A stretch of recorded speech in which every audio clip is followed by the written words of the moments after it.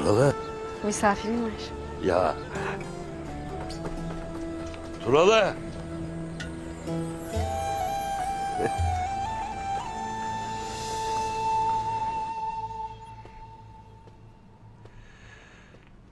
Bu işin buralara kadar varacağını ikimiz de bilemezdik Hayme.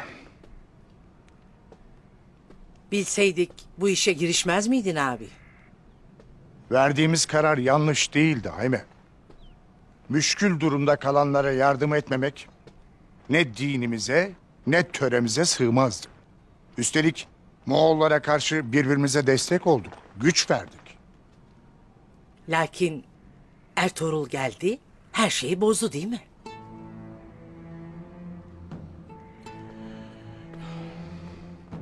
O benim kanımdan, canımdan, soyumdandır. Oğuz'un yetiştirdiği en iyi alplerden biridir. Evladımdan ayırmam.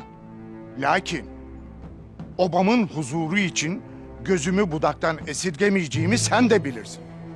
Bu hal böyle devam ederse alpleriyle birlikte onu da sürgün etmekten başka çarem kalmaz Hayme. Abi,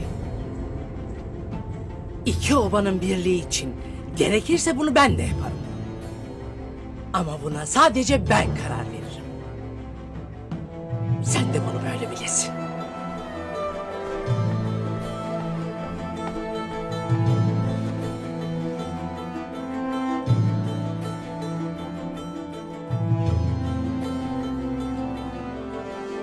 Yavrusunu kaybetmekten korkan yaralı dişi bir aslanın neler yapabileceğini hiç düşünmedin değil mi Korkut Bey'im? Artık düşünsen iyi edersin.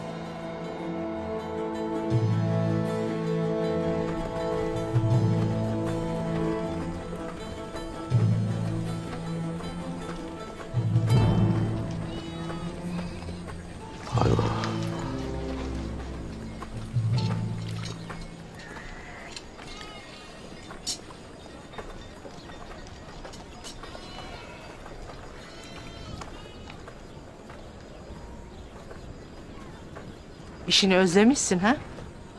İşimizden gayrı ne kaldı ki Hayme Hanım?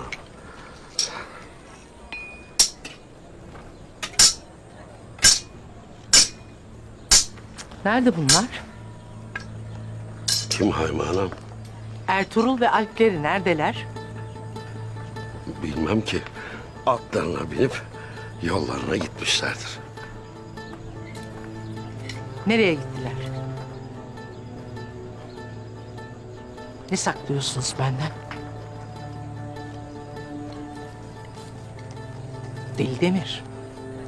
Bilip de söylemiyorsan eğer, sana hakkımı helal etmem. Bir işler çevirdiklerini ikimiz de biliyoruz.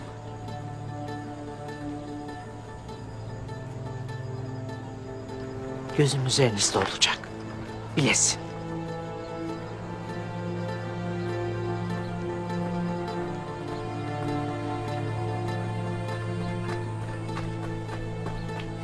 Turalı. Gel hele. Gel bakalım. Otur şöyle.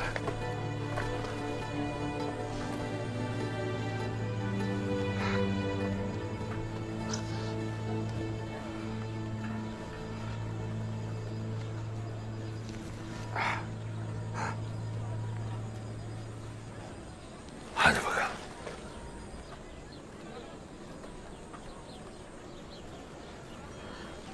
Turalı. Başım belada değil mi?